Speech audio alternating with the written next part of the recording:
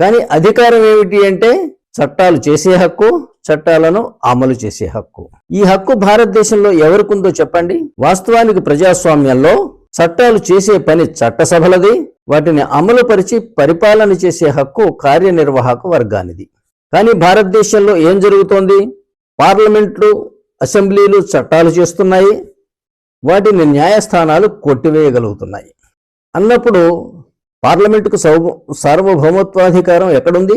లేదు.